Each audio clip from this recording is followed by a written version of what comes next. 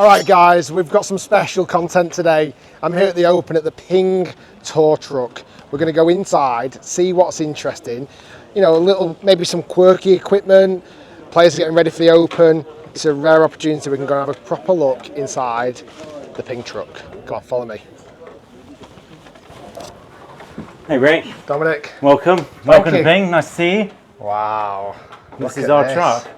Well, most importantly, you've got the golf on.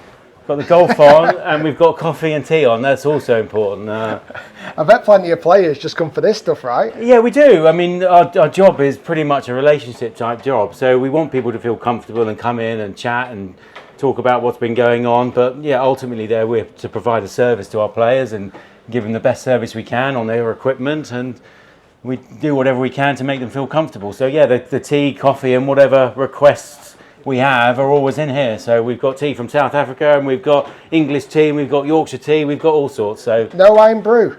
No iron brew this week. Yeah, no request for that. We have got some Red Bull in there for one of our players, but yeah, we try and think of everything they might need and make them comfortable. I love that. I love that. But right. Yeah, the coffee machine started from Jimenez back in the day. That's his. Is that right? It started from there, and it's gone on from there. So yeah, I'm seeing a few fun things. First off, I'm loving the big tub full of teas. I might grab a few of those later if you don't mind, Dominic.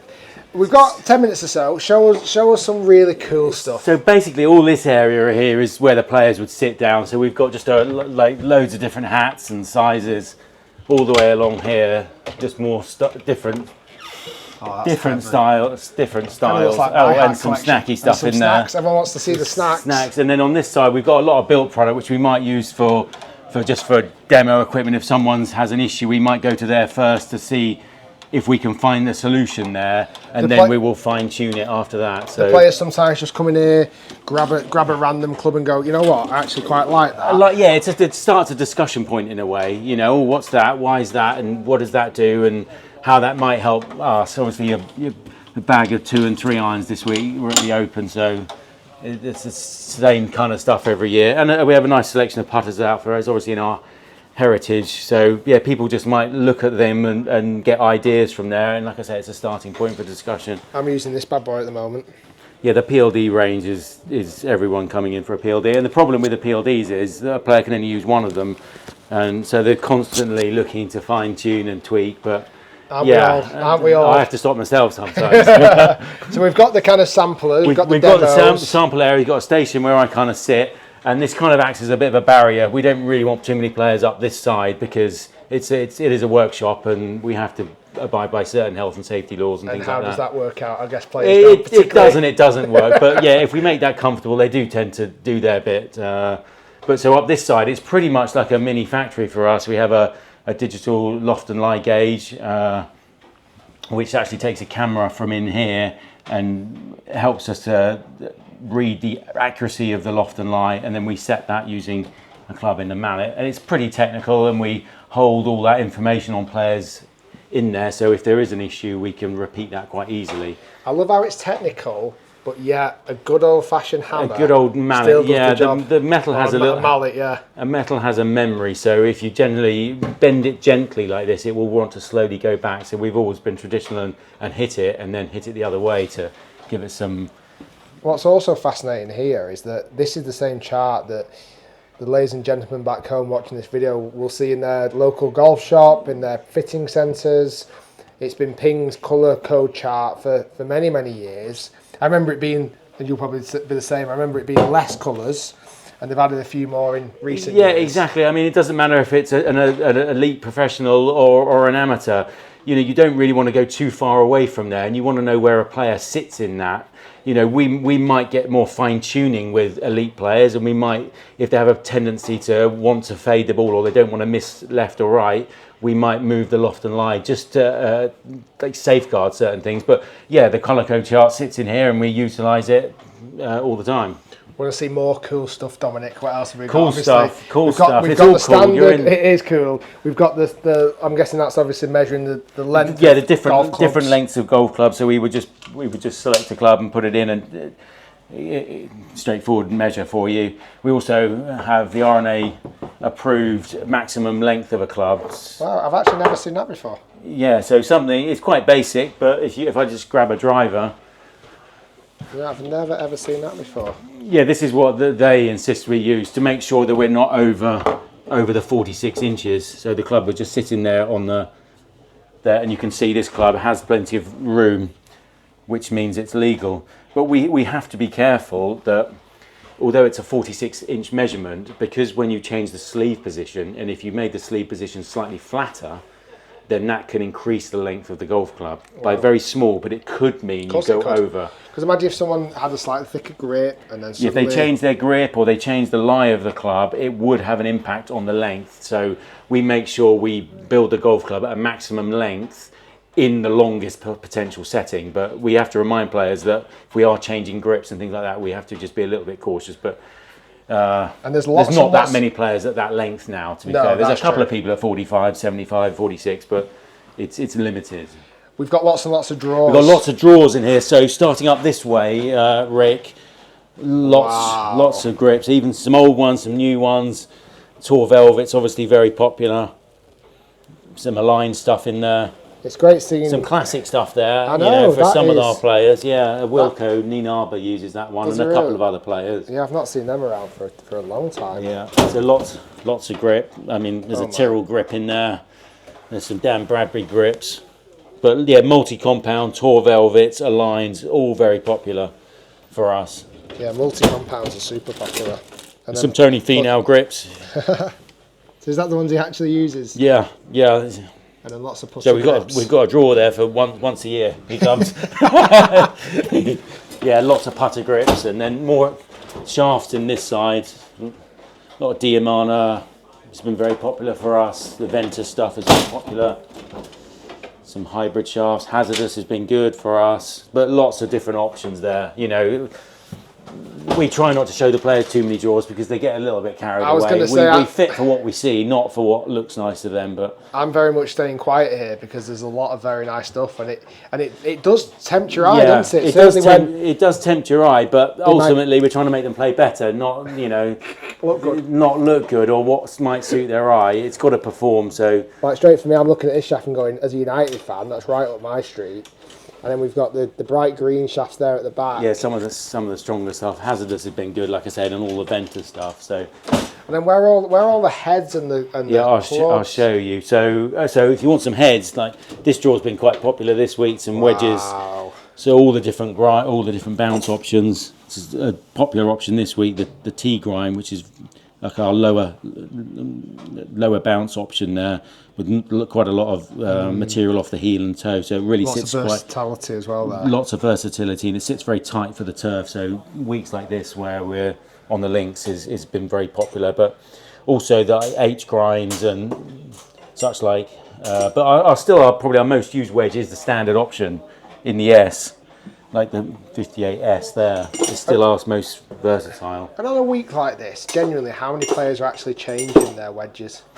I think most players in a year, they'd probably go through 3 sets of wedges, less so on the 50 and 54, but a lob wedge might get changed 9 events. Right. But certainly weeks like this where it's links course, going to be generally quite firm, it might be a time to put a fresh one in just so they've got ultimate grip. You wouldn't want to put a fresh lobber in or a fresh 50 in when the greens are soft, because then obviously you're fighting too much spin. But it's just making sure they've got what they need specifically for here, and it can be a good time. So I've noticed this machine in the corner. Yeah, Dominic. This is just like a curing cell. So once you see these shafts that are sitting here, once we've glued them into the sleeve, this machine here will just heat it up to a certain temperature. And over a 4-minute period, it will heat it up and cool it down, and then it'll be ready to hit. So all the glue is cured. And there's obviously a hot melt gun, which looks a little bit messy there, but it does a very important job for us, because I like even the fact you got ping on that. Not even, well, it's so some of the other manufacturers don't maybe take one away, but we travel with this when we haven't got the truck out, so sometimes we're using similar facilities. Brand. Yeah. Oh, can I borrow your exactly, exactly. We all work quite closely with everyone else, but yeah, that's quite an important machine. Here we have a digital swing weight scale. I'll grab that club again there, and it'll...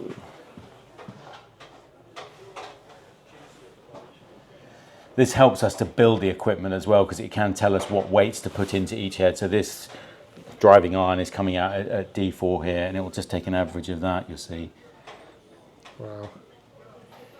It means it's very, very precise. We can go to 0.1s and 0.2s of that, you know. Wow, that is, it's so, such an It's just wanted to be precise, well, you know. The important thing when you're building golf clubs is to be precise, and the important thing is, you know, eliminating any irregularities in there and trying to make every club have the same rhythm to it. And if you've got a club that's maybe got a different shaft or a different swing weight, you know, these are good players out here, and they might time it great one week, but that time when they need it to be perfect and they're maybe a little bit under pressure or under edge, if it's not quite right, it can be a factor why they don't hit that perfect swing at the right time. So we're really super, you know, focused on getting it very balanced and making sure everything is completely perfect for every player. That makes a lot of sense.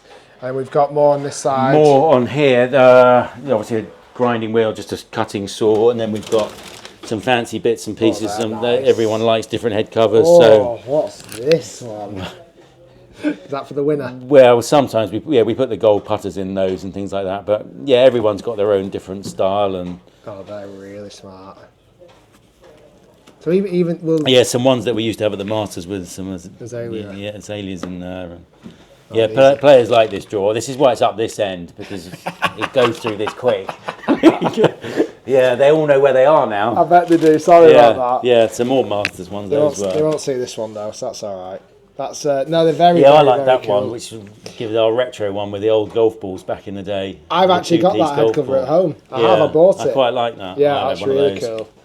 Oh, that's so good. And then we've got obviously launch monitors. Yeah, we use TrackMan and Quad as well, printers, and like I say, this is our digital wood gauge. So, you know, it's important for us to know exactly, you know, it's not just a 9 degree or a 10.5 head, it's a 9.2 or a 9.1 and a 10.6, and we can utilize the slight differences in each head. It doesn't matter to even some of the best players, but you need to find, sometimes we might need to find 0.2 or a quarter of a degree of loft, and we measure exact loft so that if someone has a breakage, we can replace it, or for certain launch characteristics, we might need a fraction more loft, and then we use that glue gun as well at the back to position some weight inside the head to get optimum. I remember I had a fitting when I was over in Arizona 10 years ago, and they put a little bit of hot melt in, and it was like, it felt like a different golf club. It can change it. Most people are neutral. But if you're trying to do a certain thing, if a certain player's got a miss left that they don't want to see too much of, we might encourage a little bit of weight towards the toe to slow that down. We also use swing weight to do that as well. It's very important. And in more recent years, you've now obviously got weights in the drivers. We've got weights as well. Yeah, and a lot of people have it in certain positions, but the glue can really help to fine tune it a little bit further. Amazing. I think one last draw I've not seen yet is maybe a draw of driver heads. A draw of driver heads. You can come down here. We missed one, have we? I think that's all. Oh wow. So yeah, LSTs and 10K Max has done well for us. You know, for some of the high speed players, that need maybe a little bit of loft, that maybe use a little bit more of the face, it's been particularly good. So we've had Brandon Stone using that, and he's been playing much better. Since we've got that, he's got the stability out of it, and then it gives them the freedom to play. So even the best players in the world are putting in the Ping Max 10K. 100%. It's a great option for us. It's been a game changer. You know, like I say, people that have been struggling and maybe not hitting the centre as much, that are high speed players, we're seeing it really helping because they're wanting that control. And that's really important. I mean, and I think it's important for your viewers as well. We're not always fitting to their optimum drive, their best drive. We're actually fitting to their worst drives. Right. We want to cover that shot that is maybe under pressure. You know, where they're going down the last few holes and they want to hit the fairway. So we're asking a lot of questions about how they would hit that shot if they had to hit a lot of them tee it down low and hit a chippy type cut. And we want to fit for that because every driver will go pretty good when you're swinging it perfectly. But it's the one where you're under pressure, the one where you can feel it. And every club golfer's the same, that they should go and tell their fitter these questions about when I try to hit it straight, I miss it right, or I try and do this with my swing. You know, don't go and get fitted and try and swing it the highest you can and as free as you can. That's not real life. You want to fit for real life, and real life is under pressure on the golf course, and fitting that for that particular shot is going to help you. And what will happen then is when you don't hit a bad shot, your confidence level goes up, you can swing freely on everything, and you'll find more consistency and distance. Dominic, it's been a pleasure. No problem. Nice to see you. Thank you so much. Thanks for showing us around the Ping tow truck. It's absolutely phenomenal. And don't watch me here, Dominic, but I'm just going to take a few of these as a souvenir. I've seen you. No problem.